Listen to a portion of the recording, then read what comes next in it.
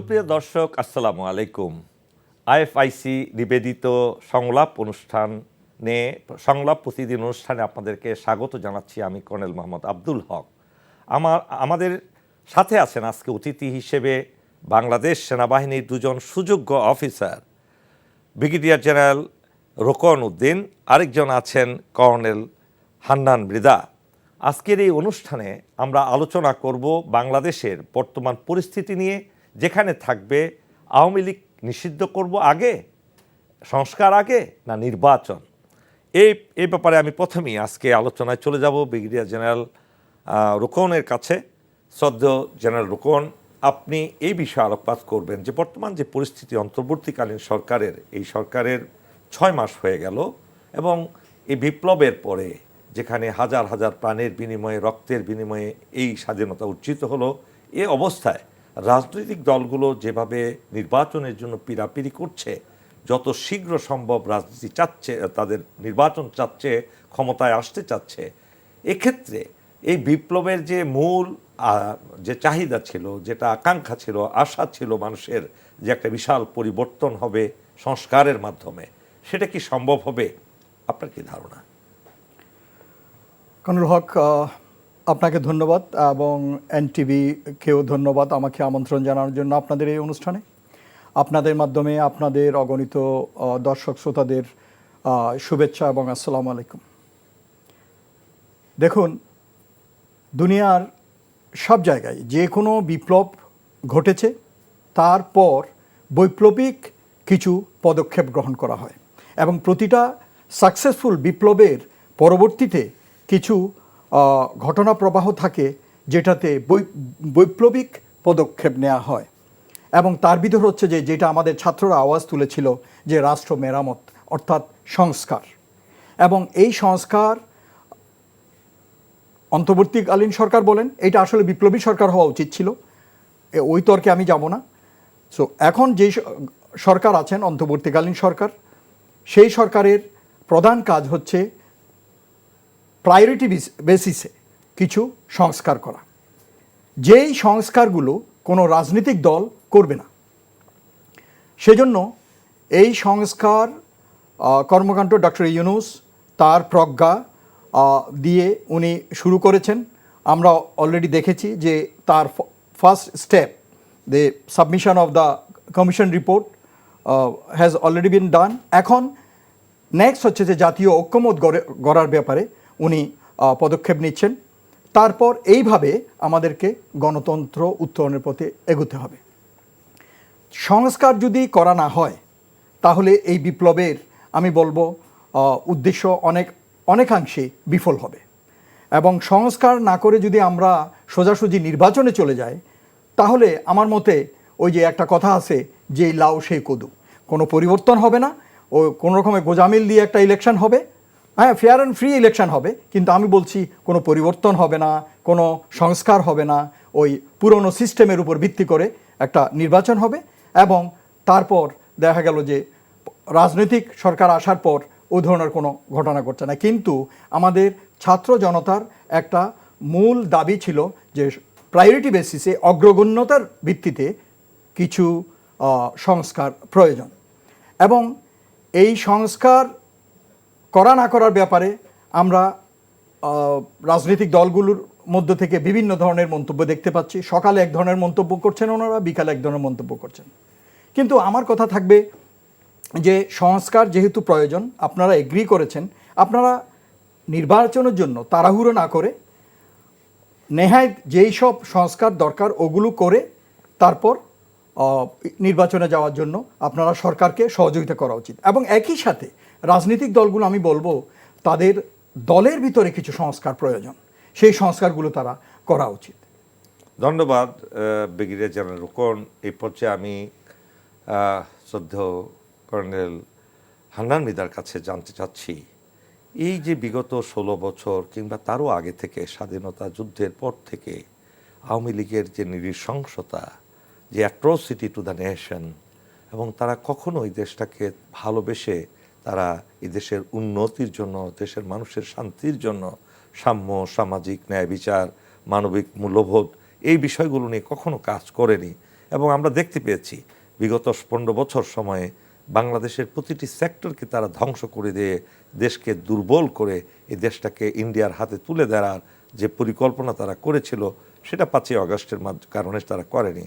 আপনি কি মনে হয় এই ধরনের অন্যায় অবিচার এবং এই ধরনের দেশবিরোধী কাজ করার পরেও এই দলটিকে নিষিদ্ধ করার জন্য আর কোনো বাধাবিঘ্ন আছে কিনা? বিসমিল্লাহির রহমানির রহিম। আসসালামু আলাইকুম। আমি ধন্যবাদ সবাইকেই। অ্যাকচুয়ালি আওয়ামী লীগের কথা বলতে গেলে আমি প্রথমে যদি বলি 32 নম্বরের বাড়িটা দিয়ে যদি আমি শুরু করি, এটা আজকে শুরু হয় না, এটা হয়েছে কিন্তু আজ থেকে অনেক দিন আগে। 10 কাঠা প্লট শেখ মুজিবকে প্রদান করেছিল প্রফেসর বি চৌধুরী সাহেবের বাবা কফিলউদ্দিন চৌধুরী। উনি তখন ছিলেন পূর্তমন্ত্রী। আচ্ছা, সেই বাড়িটা 10 কাঠার এই গত 7 দিন না 6 দিন আগে পূর্ত মন্ত্রণালয় তদন্ত করে দেখেছে সেখানে 100 কাঠা জমি, 100 কাঠা জমি, মানে 10টা plot. You think about it how. এবং উনি কিন্তু দুর্নীতি দমন ব্যুরোর অফিসার ছিলেন শেখ মুজিব, এবং থেকে যে দুর্নীতি আমি শুধু বদরুদ্দিন ওমরের কথাটাই বলবো। উনি বলেছেন যে দুর্নীতি নির্মূল করার জাকালো ঘোষণা সত্ত্বেও আওয়ামী লীগের নেতারা এবং সরকারে অধিষ্ঠিত ব্যক্তিরা এমন প্রবল উৎসাহে দুর্নীতিমূলক কাজের সঙ্গে জড়িয়ে পড়লেন যা 1947-এর পর থেকে মুসলিম লীগের রাজত্ব হোক বা আবু হোসেন সরকারের মন্ত্রিসভার সময় হোক কখনো পূর্ব পাকিস্তানে দেখা যায়নি। স্যার, আমি আরেকটা জিনিস আপনার কাছে জানতে চাই। এটা আমরা দেখলাম সেই 32 নম্বরই শুধু নয়, এর আশেপাশের অনেকগুলো বাড়ি বেদখল করে যারা বিদেশে আছে এবং দেশে আছে তাদেরকে বিতাড়িত করে সেই বাড়িগুলো দখল করে সেখানে বিভিন্নভাবে আন্ডারগ্রাউন্ড করা হয়েছে। এবং 100 কাঠা তো কম, কিন্তু অন্যান্য বাড়িগুলো সহ কি 100 কাঠা? আমি বলেছি এই জন্য বলছি কথাটা। শেখ মুজিবুর রহমান দুর্নীতি দমন মন্ত্রী হয়েও খুব অশোভনভাবে স্বয়ং দুর্নীতিতে দুর্নীতিতে মদত দিয়েছিলেন এবং সংক্ষিপ্ত সময়ে মধ্যে যথেষ্ট অর্থ সম্পদ রোজগার করেছিলেন। অচিরেই তিনি ধানমন্ডি আবাসিক এলাকায় একটা বড় বাড়ি তৈরি করেছিলেন এবং সেটা আদতে দুর্নীতির এক স্মারক। আচ্ছা, অল্প সময়ের মধ্যে এই এলাকাটি, এইবার বলছি, আওয়ামী লীগ কলোনিতে পরিণত হয়, যেটা আপনি এখনই বললেন। আওয়ামী লীগের প্রায় সকল নেতাই সেখানে বাড়ি তৈরি করে উঠে গিয়েছিলেন। বদরুদ্দিন ওমর, বাংলাদেশের অভ্যুদয় প্রথম খণ্ড, পূর্ব পাক ইতিহাস। সেকেন্ড বলছি, after the war of liberation, Sheikh Mujibur রহমানের জামাতার নাম হচ্ছে ডক্টর ওয়াজেদ। ওনার কোনো প্লট ছিল না। শেখ মুজিবুর রহমান হি কল্ড সুরাব হোসেন, আমার মাগুরার সুপুত্র মন্ত্রী, ওই পূর্তমন্ত্রী, তাকে ডাকলেন, সুরাব, আমার জামার জন্য একটা প্লট বের করো ধানমন্ডি লেকে। আচ্ছা, উনি তখন বেরোয় গেলেন, কিন্তু পুরাটাই লেক, কোনো জায়গা নাই। আচ্ছা, এসে বললেন যে leader, there is no space other than lake. উনি একটু বুলশিট করলেন, কি বলো তুমি, বকাস করো কেন, বন্ধ করো এরা, প্লট পয়দা করো একটা। তখন বালি মাটি দিয়ে ভরাট করে সেখানে একটা প্লট তৈরি করা হলো, যার নাম সুধা সদন। তখন কি সুধা সদন নাম দেওয়া হয়েছিল?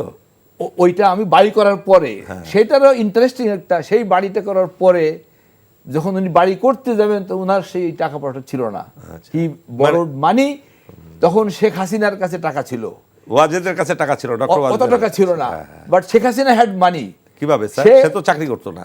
Anyway she manage to have the money. 3 তালা তাকে লিখে দিতে হয়েছিল, তার বিনিময়ে টাকা, হাসিনাকে। আচ্ছা, 3 তালা তাকে লিখে দেওয়া হয়েছিল, তার বিনিময়ে উনি সেই টাকা ওনাকে দিয়েছিলেন। এবং সেই সুধা সদন সেখানেও আঘাতপ্রাপ্ত হয়েছে। অল দিস থিং, আমার কোষ তো ওইটা অন্য জায়গায়। এদেশের 27 জন বুদ্ধিজীবী শিক্ষিত বিশিষ্ট ব্যক্তিরা এটা নিয়ে অনেক বিশদ গরম করেছে। মাই question to them, Begum Khaleda জিয়ার বাড়ি যেদিন উচ্ছেদ করা হলো, এটা ছিল পার্মানেন্ট সেটেলমেন্ট, চিরস্থায়ী বন্দোবস্ত।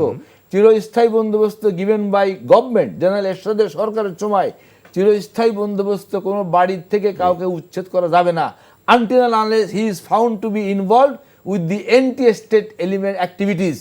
বেগম খালেদা জিয়া করে নাই। কত বড় অন্যায় সেটা করেছে, এটা কিন্তু আমি আমার শ্রদ্ধ সেনাপ্রধান জেনারেল মুস্তাফিজুর রহমান উনি একটা অ্যাটেম্প নিয়েছিলেন। তার আগে একটু বলি, ওনার যখন চাকরি বয়স মানে র্যাঙ্ক যখন ব্রিগেডিয়ার, তখন ওনার চাকরির থেকে অবসরের পেপার তৈরি করে নিয়ে আসছে Subed Ali Bhuiya in front of Begum Khaleda Zia. উনি তখন তাকায় দেখলেন উনি বীর বিক্রম, স্টাফ কলেজ করা, সি করা। তা উনি জিজ্ঞেস করেন যে উনি তো কোয়ালিফাইড, ওনার স্টাফ কলেজ করা, বীর বিক্রম, ওনাকে কেন আপনারা বাড়ি পাঠাই দিচ্ছেন? বলছি ম্যাডাম ওনার চাকরি শেষ। চাকরি শেষ কীভাবে? বলে ওনার সার্ভিস লেন্থটা শেষ হয়ে গেছে। তখন বেগম জিয়া বললেন, আপনাদের আর একটা সিস্টেম আছে না, এজ লিমিট আছে না? তো বলেন যে জি ম্যাডাম আছে। তো ওই এজ লিমিট শেষ হয়ে গেছে? না ম্যাডাম ওইটা আছে। তাহলে আপনি পাঠাচ্ছেন কেন বাড়ি? তাহলে ম্যাডাম ও তো শেখ হাসিনার হুবহু শ্বশুর হয়, taking that guarantee, I serve there anyway. তখন বলে যে না, ওনাকে আপনি মেজর দিন পদে পদোন্নতি দেন, যশোরের জিওসি বানাই দেন। ইট ওয়াজ ডান। উনি যখন ঘুরে চড়ে এনএসআর ডিজি হইলেও, শেখ হাসিনা ক্ষমতায় আসলো, তাকে নিয়ে আসলো, এনএসআর ডিজির একদিন থাকতে পিএসও বানানো হলো, বানানোর পরে যখন সেনাপ্রধান হলো, উনি তখন বেগম খালেদা জিয়াকে বাড়ি উচ্ছেদ করার একটা অ্যাটেম্প নিলেন। স্যার আমরা আবার ফেরত আসবো। এক মিনিট শেষ দিচ্ছি।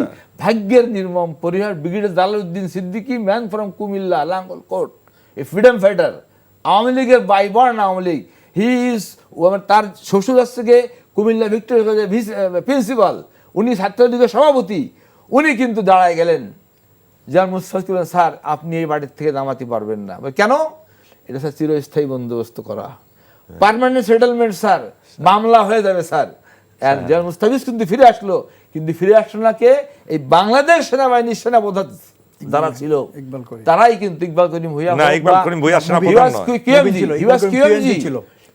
সেনাপ্রধান ছিল। এই যে ব্রিগেডিয়ার জেনারেল রোকনের কাছে শ্রদ্ধেয় স্যার, এই যে বাংলাদেশের যে একটি উত্তাল পরিস্থিতি, এরপরে কোনো শান্তি পেল না মানুষ, একটার পর একটা দেশের নানা ধরনের এই আওয়ামী ফ্যাসিস্টদের তাদের রেখে যাওয়া প্রেতাত্মারা একটার পর একটা সমস্যা করছে, এবং এই সমস্যার সৃষ্টি করে তারা একটা দেশের মধ্যে আবারও একটা অস্থিতিশীল পরিস্থিতির মাধ্যমে তারা আবার নানাভাবে ইন্ডিয়াকে এখানে আমন্ত্রণ জানাচ্ছে।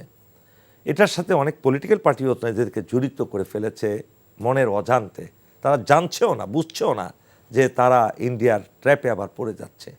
এ অবস্থায় আবার আমাদের দেশের স্বরাষ্ট্র মন্ত্রণালয়ে অপারেশন ডেভিল হান্ট শুরু করেছে অলরেডি, অনেকে গ্রেপ্তারও হয়েছে।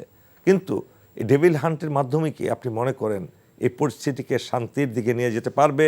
অন্তর্বর্তীকালীন সরকার একটা পরিস্থিতি, সুন্দর পরিস্থিতি উপহার দিতে পারবে? আমি একটু পিছন থেকে বলি।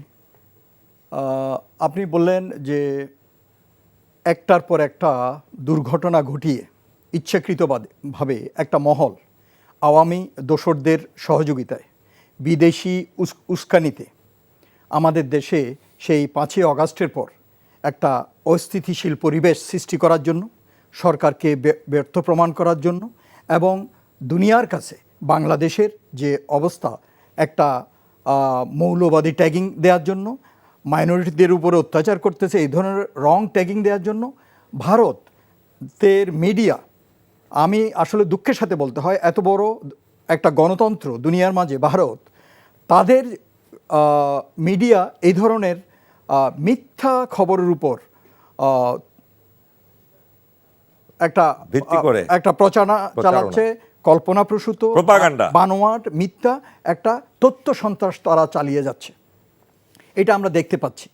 তারই সূত্র ধরে আরেকটা জিনিস আমি বলতে চাই, আমরা জানি বাই নাও যে আওয়ামী লীগের দোসররা, তাদের নেতা কর্মীরা যেভাবে লুটপাট করে টাকা বানিয়েছে, দেশে এবং বিদেশে তারা এগুলো পাচার করেছে বিভিন্ন জায়গায়, এখন তারা তাদের এই অপকর্মগুলো করার জন্য এই টাকা খরচ করছে। রাইট।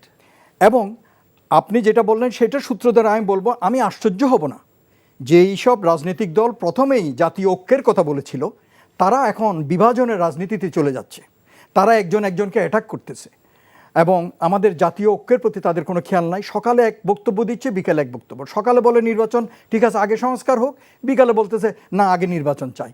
তো এই ধরনের কথাবার্তায় জনগণ বিভ্রান্ত হয়ে যাচ্ছে, এবং জনগণ সন্দেহ করতে শুরু করছে যে ওই যে টাকা দিয়ে তাদেরকেও ফাঁদে ফেলে দিচ্ছে কিনা, এবং তাদের মধ্যেও এই যে মিডিয়ার লোক আছে এবং বিভিন্ন দলের লোক আছে, তারা বিক্রি হয়ে যাচ্ছে কিনা। এবং এটা কিন্তু আমরা এর আগেও দেখেছি যে স্যার আমরা বুঝলাম যে আপনি আমি বলুন- শেষ করি, ভারতীয় জি, জি। যে গোয়েন্দা সংস্থা বিভিন্ন ট্র্যাপে, হানি ট্র্যাপ বলেন, মানি ট্র্যাপে বলেন, এইসব ট্র্যাপে ফেলে লোকজনকে আটকায় রাখে এবং এদেরকে ব্যবহার করে। তো আমি ভয় পাচ্ছি এই ধরনের না কোনো ঘটনা আমাদের দেশে ঘটে। আপনি ডেভিল হান্ট যে অপারেশনটা, এটা কি সফল হবে বলে আপনি মনে করেন? ইনশাল্লাহ হবে, এ- কারণ ওই কাল আমি আরেক জায়গায় বলতেছিলাম যে কিছু না হওয়ার চেয়েও মানে কিছু হওয়া এটা ভালো, অল্প হলেও ভালো। এইটা আমি বলবো যে দেরিতে শুরু হলেও এটা সরকারের স্বরাষ্ট্র মন্ত্রণালয়ের একটা ভালো উদ্যোগ, কিন্তু আমি বলবো এইটা শুরু হওয়া ছিল বিপ্লবের প্রথম সপ্তাহ থেকে। কারণ এই না হয়নি এখন তো হয়েছে। হ্যাঁ, এখন হয়েছে। এখন পুলিশ, র্যাব ওরা করতেছে, সেনাবাহিনী সহযোগিতা করতেছে। সেনাবাহিনী তো এর আগে থেকে ম্যাজিস্ট্রেসি পাওয়ার নিয়ে আছে। সেনাবাহিনী এই কাজের জন্য আসলে ডিজাইন না। সরকারের অনুরোধে এরা আসে, সহযোগিতা করে চলে যায়, ওদের দায়িত্ব পালন করতে। কিন্তু ডিজাইন না ঠিক আছে, কিন্তু যারা আছে পুলিশে তারাও তো আমরা দেখছি ফেসিস্টের রেখে যাওয়া র্যামন্যান্টগুলো আছে, নতুন রিক্রুটমেন্ট, নতুন অফিসার যারা এজাইল হবে, দেশপ্রেমে উদ্বুদ্ধ হয়ে দেশের শত্রুদের নিধন করবে, সে ধরনের মনোভাব তো এখনো ক্রিয়েট হয়নি। এটা হ্যাঁ। এটা এটা আপনি যে বললেন ঠিক, এটা সব জায়গায়, শুধু পুলিশে না, সরকারের প্রতিটি সেক্টরে ওত পেতে থাকা সেই আওয়ামী লীগের দোসররা আছে। তো সরকারের এইটার ব্যাপারে ওনারা নমনীয় ছিলেন, বরাবর উদার ছিলেন। এখন ওনারা বুঝতে পারতেছে। কিছুদিন আগে ওই যে বেনজিরের টেলিফোন আলাপ এবং পুলিশদেরকে নিয়ে সে অর্গানাইজ করার চেষ্টা করতেছে। আসলে ঘটনা হয়েছে কি, এতদিন ওরা মনে করছিল যে সরকার হার্ড লাইনে যাবে এবং অ্যাকশন নেবে, যেটা নর্মালি হয় কোনো বিপ্লব ঘটার পর। আপনি সিরিয়ায় কি হয়েছে দেখেন, তারপর মনে করেন ফ্রেঞ্চ রিভলিউশনের পর কি হয়েছে। তো এইটা এরা মনে করছিল এই ধরনের ওদের উপরে আক্রমণ আসবে, সেই জন্য ওরা গর্তে ঢুকেছিল। এখন কিছু হয় নাই বলে 5 মাসের ভিতরে ওরা আস্তে আস্তে মাথা বের করতেছে এবং এই ধরনের তালগোল পাকানো শুরু করে অস্থিরতা সৃষ্টির চেষ্টা করতেছে। বাট আমাদের জনগণ যদি এই নিরাপত্তা বাহিনীকে, ল এনফোর্সমেন্ট এজেন্সিকে সহায়তা করে, তথ্য প্রদান করে সঠিকভাবে, স্যার, ধন্যবাদ আপনাকে। এটা আশা করি সফল হবে। সফল হোক। কর্নেল হান্নান মৃধা, আপনি যে আমরা যে অ্যাট্রোসিটির কথা বলছিলাম, আপনি কি মনে করেন বাংলাদেশের এর পরেও, এত কিছুর পরেও আওয়ামী লীগ নামক দলটির রাজনীতি করার অধিকার আছে? সংক্ষেপে বলবেন। Actually Awami League was first banned by Yahya Khan in 1971-এর 25শে মার্চ রাত্রিবেলা। তাকে যখন প্লেনে করে নিয়ে যায়, তখন ইন্ডিয়া ক্রস করলো, তখনই মেসেজ আসলো, the bird is in the case, Awami লীগকে ব্যান্ড করা হলো। ফার্স্ট টাইম আওয়ামী লীগ ওয়াজ ব্যান্ড দেয়ার। তারপরে তো বোনাস চলতেছে। ব্যান্ড হওয়ার পরে কিন্তু তারা আর মানে তালাকের পরে যে ইদ্যত পিরিয়ডের পরে যে আবার বিয়ে করতে হয়, সেটা কিন্তু হয় নাই। আচ্ছা, তো সেকেন্ড টাইম তারা চলে আসছে এখন, number 1। Number 2, operation clean heart কেন বললাম, কেন সেটার জন্য তৎকালীন সরকারকে ইনডেমনিটি সাইন করতে হয়েছিল, যেটা তো রং থিং, সেটা যেন স্যার, না আমরা হয়, ওইটাতে যাবো না, সেটা যেন স্যার। না হয়। এই যে এই যে স্যার। এই হান্টে যেন এরকম ঘটনা না ঘটে। না, মানে ও বলতেছে হ্যাঁ, এরকম ঘটনা যাতে না হয়। আর্মি যখন কাউকে অ্যারেস্ট করবে, ধরে নিয়ে যাবে, সতর্কতার সাথে আর্মি একটু legal কেন মারে, একটু মারে, দ্যাট ইজ ট্রু। মারার পরে যখন হ্যান্ড ওভার করবে সেটা army is very matured sir. Police করবে কি, ওইটাকে আগে মেডিকেল চেক আপ করে হ্যান্ড ওভার করবে, তাতে করে। আর এটা স্যার আর্মির ইন্টারনালি আমরা সেটা পরামর্শ না, দিব। আমরা তো- বাট আপনি যেটা বলছিলেন, আপনি তো হ্যাঁ। ওই প্রসঙ্গ থেকে না, সরে ধরে- গেছেন। আমি আমি বললাম যে আওয়ামী লীগকে কি এই এরপরেও নিষিদ্ধ করার না করার কোনো কারণ আছে কিনা, এখানে করা আমি উচিত কিনা? আরেকটা কথা বলি, সংক্ষেপে এখানে স্যার, একটা please। ইস্যু হয়ে যাবে কি, এটা দলকে ব্যান করা হয়েছে, পত্রপত্রিকায় বিভিন্ন জায়গা থেকে আপনি যদি স্যার বাট ব্যান তারা এমনি হয়ে যাবে যদি বলে যে এই ক্যাটাগরিতে যারা পড়বে তারা ইলেকশন করতে পারবে না। এতে দেখা যাবে যে 90% স্যার, আমি মোর ইজিয়ার হবে, আমাদের সময় একেবারেই কম স্যার। এই সমাজ কল্যাণ অধিদপ্তরে নিবন্ধিত অসংখ্য সমবায় সমিতি থাকে।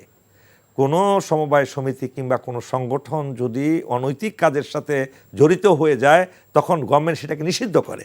এরকম উদাহরণ অনেক আছে বাংলাদেশে। ডেস্টিনি আছে, হলমার্ক আছে, এরকম অসংখ্য আছে। হোয়াই নট রাজনৈতিক দল? সংক্ষেপে। Yes, it can be always done, but যেখানে আমার মনে হয় যেটা সরকারি দল না, আমার বিএনপি বা তার যারা সহং তারা চিন্তা করতেছে এই কথাটা, I may be wrong, but they also can be wrong also. তারা যদি চিন্তা করে যে কোন লোক, স্যার আপনার মন্তব্য বলেন। আমি শুধু না, এই জন্য বলতেছি যে it can help them also. ভবিষ্যতে এটাকে যেমন বিদেশ থেকে বলা হবে যে জোর করে এই কাজটা করা হয়েছে, যে কাজটা স্যার, সহজে করা যাবে সে সেটা করা রাজনীতিক যেতে মানুষ, পারে। রাজনীতিক না, না, স্টাইলে না, কথা না, বলতেছে। not only রাজনীতি, স্যার। আমি বলতেছি যে কাজটা সহজে করা যাবে সেই কাজটা কেন করা যাবে না? ওকে স্যার, আওয়ামী লীগের মতো এরকম একটা আপনি গুন্ডা সংক্ষেপে বাহিনী। বলেন। আওয়ামী এক কথা। লীগের মতো জন্ম থেকে আমরা দেখে আসতেছি, ছাত্রলীগ, আওয়ামী লীগ এরা লাঠি সোটা মায়ের পিঠ ছাড়া, চাক্ষু ছাড়া কথা বলে না। কাজেই আওয়ামী লীগের মতো এরকম একটা গুন্ডা বাহিনী এবং এটা তো ছোট, যার দেশটাকে হ্যান্ডওভার করে বাংলাদেশে, দিল, ওটা কি হবে? হ্যাঁ, এরকম বাংলাদেশের 18 কোটি মানুষকে বন্দি করে রেখেছিল, বাংলাদেশ একটা কারাগার হিসাবে ছিল। শেখ হাসিনা এখানে নির্যাতন চালাইছে। এই সংগঠনকে নিষিদ্ধ করার ব্যাপারে যারা নমনীয় কথা বলে, আমার তাদের দেশপ্রেম নিয়ে সন্দেহ আছে। কাজেই আওয়ামী লীগের রাজনীতি এখানে করতে দেওয়া উচিত না, কারণ এদের কথাই আনা উচিত না। এরা ঘৃণিত, এরা ইতিহাসের গব্বরে চলে যাবে। অনেক ধন্যবাদ আপনাদের দুজনকেই সুন্দর আলোচনা করার জন্য। সুপ্রিয় দর্শক শ্রোতা, এতক্ষণ আপনারা দুজনের অতিথির বক্তব্য শুনলেন। আমাদের এই ছোট্ট দেশটিকে আমরা কখন একটি শান্তির দেশ দেখতে পাবো? হ্যাঁ, দেখতে পাবো তখনই যখন দেখব আপনারা যারা এই দেশের জনগণ এবং ভোটার, আগামী ভোটে যদি সৎ, যোগ্য, ইমানদার লোকদেরকে, দেশপ্রেমিক লোকদেরকে 300 আসনে নির্বাচিত করতে পারেন, তাহলে অবশ্যই আমরা একটা শান্তির দেশ পাবো বলে আশা করি। আপনার মূল্যবান ভোটটি আগামীতে বৃথা যেতে দেবেন না, এই আশা ব্যক্ত করে আপনাদের সকলকে ধন্যবাদ জানিয়ে আজকে আমরা আমাদের অনুষ্ঠান শেষ করছি। আল্লাহ হাফেজ।